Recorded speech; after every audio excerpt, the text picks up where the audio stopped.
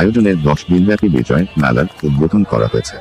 সোমবার বিকেলে বীর মুক্তিযোদ্ধা রফিকুল ইসলাম বকুল স্বাধীনতা চত্বরে ফিতা কেটে ও বেলুন উড়িয়ে মেলার শুভ উদ্বোধন করেন জেলা প্রশাসক মো.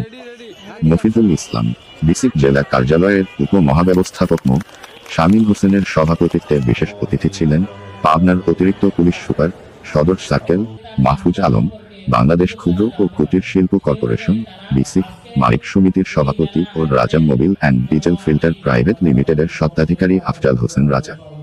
মেলা উদ্বোধন পরবর্তীতে অতিথিরা মেলার প্রতিটি স্টল ঘুরে দেখেন।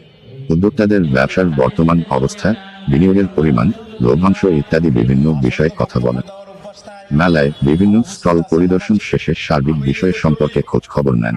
এবারের মেলায় 50টি স্টল থেকে কারুপণ্য, মধু, নকশিকাঁথা, পাট